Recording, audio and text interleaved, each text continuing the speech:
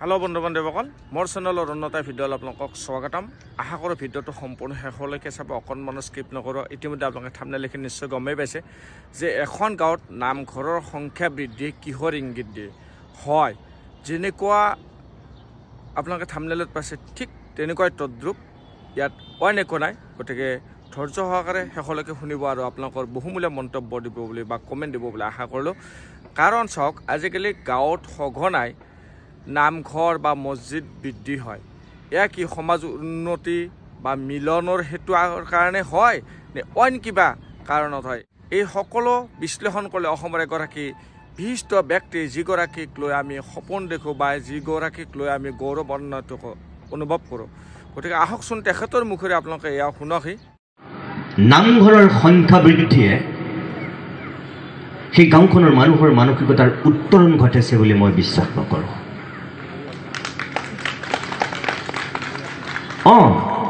যদি সেই গাঁওখনত এটা লাইব্ৰেৰীৰ পৰা দুটা লাইব্ৰেৰী হৈছে সেই গাঁওখনৰ চৰকাৰী অনুদান নোপোৱাকৈ যদি স্কুলখন গাঁৱৰ মানুহখিনি লাগি ভাগি টিপটপকৈ বনাই দিছে তেতিয়াহ'লে মই ক'ম যে গাঁওখনৰ মানুহৰ সঁচাকৈ উন্নতি হৈছে মানসিকতাৰ পৰিৱৰ্তন হৈছে আৰু তেওঁলোক সঁচাকৈ এতিয়া বিশ্বমুখী নাগৰিক কিন্তু একেখন গাঁৱতেই যদি 120 ঘৰ মানুহ থকাৰ পিছত প্ৰথমতে এটা নামঘৰ তাৰ পিছত যদি দুটা নামঘৰ আৰু তাৰ পাছত যদি আকৌ কোনোবা সংঘ কোনোবা বামুণীয়া এনেকুৱা ভাগত যদি আকৌ সেই দুটাৰ পৰা তাত তিনিটা আপোনালোকে মোক বেয়া পালেও মই ক'ম যে মই নাভাবোঁ যে সেই গাঁওখনৰ মানুহৰ সঁচাকৈ ক'ৰবাত সমন্বয় আছে ক'ৰবাত সম্প্ৰীতি আছে ক'ৰবাত তেওঁলোক এক হৈ আছে মই বিশ্বাস নকৰোঁ মহাপুৰুষজনাই নামঘৰ কেন্দ্ৰিক যিটো সভ্যতা শিকাইছিল যিটো সংস্কৃতি শিকাইছিল যিটো সামাজিক পৰিকাঠামো তৈয়াৰ কৰিছিল ইমান মজবুত কৰিছিল যাৰ কাৰণে গাৰুৰ গোবিন্দক নগাৰ নৰোত্তম মুছলমানৰ স্থান খাই তেতিয়াই তেওঁ শিষ্যত্ব দিছিল এই শ্ৰেণীহীন সমাজ উচ্চ নীচ এইবিলাক ভাগ বিচাৰ নকৰিবৰ কাৰণে আৰু তাৰ পিছত আমি আজি কি কৰিছোঁ আমি নামঘৰৰ ভাগ কৰিছোঁ গাৰ জোৰত ধনৰ বলত আমি যদি কিবা প্ৰকাৰে নামঘৰ পৰিচালনা সমিতিৰ সভাপতি সম্পাদক হ'ব পৰা নাই ক'ৰবাত যদি আমাৰ ইগো আমাৰ যদি অহংকাৰৰ ক'ৰবাত অলপ ইজনৰ লগত সিজনৰ গণ্ডগোল হৈছে তেতিয়াহ'লে আমি এটা বেলেগ খেল তাতে তৈয়াৰ কৰিছোঁ দুৰ্ভাগ্যজনকভাৱে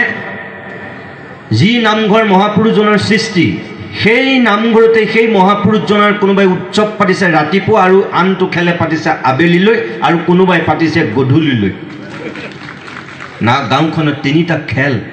নামঘৰ এটা এয়া শিকাইছিলে নেকি সমন্বয়ৰ থলী নামঘৰত কেতিয়াও উচ্চ নীচ ধনী দুখীয়া কোনো চিন নাছিল তাত জমিদাৰো যিটো জেগা পাইছিল আটাইতকৈ দুখীয়া ভিকহুজনেও সেই একেই মৰ্যাদা পাইছিল নামঘৰত আজিও যে আপোনালোকৰ ইয়াত এই আমি মাহ প্ৰসাদ খাইছোঁ আমিতো সকলো একেলগে বহিছোঁ তাত কোন গোসাঁই কোন ব্ৰাহ্মণ কোন কোচ কোন কলিতা কোন আহোম কোন মিচিং কোন মটক মৰাণ এইবিলাক আমি বিচাৰ কৰিছোঁ নেকি নাই কৰা কোন ধনী কোন দুখীয়া আমি বিচাৰ কৰিছোঁ নেকি নাই কৰা সমমৰ্যাদা সমস্থান একেলগে দিয়া হৈছে এইটোৱেই হৈছে আমাৰ যিটো সম্প্ৰীতি আমাৰ যিটো সমন্বয় ক'ব নোৱাৰাকৈ আমাৰ নামঘৰে আমাক সেয়া শিকাইছে তো বন্ধু বান্ধৱীসকল ইমান পৰে আপোনালোকে ভিডিঅ'টো ধৈৰ্য সহকাৰে শুনাৰ কাৰণে অশেষ ধন্যবাদ আশা কৰোঁ নিশ্চয় সমাজলৈ এটা ভাল বাৰ্তা যাব আৰু এনেকুৱা আগন্তুক ভাল ভাল ভিডিঅ' পোৱাৰ কাৰণে মোৰ চেনেলটো ছাবস্ক্ৰাইব কৰি কাষত থকা বেল আইকনটো অল কৰিব বুলি আশা কৰিলোঁ আৰু সঁচাকৈ এনেকুৱাই অনুভৱ হয় যে নামঘৰ বা মছজিদ বা অন্যান্য ধৰ্মীয় অনুষ্ঠান বৃদ্ধিয়ে যে সমাজৰ উন্নতি বুজায় এইটো অকল নহয় তাত বিভিন্ন ধৰণৰ এনেকুৱা এখেতে বিশ্লেষণ কৰাৰ লেখীয়া কিছুমান অন্তৰ্নিহিত ভাৱ থাকে নিশ্চয় এইটো অপ্ৰিয় হ'লেও সত্য গতিকে আমাৰ সমাজৰ পৰা এইবিলাক ভাৱ আঁতৰাই আমি সমাজখন কেনেকৈ উন্নতি সাধন কৰিব পাৰোঁ সেই আশাৰে আজিৰ ভিডিঅ'টো ইমানতে শেষ কৰিলোঁ। জয় অসম, ধন্যবাদ।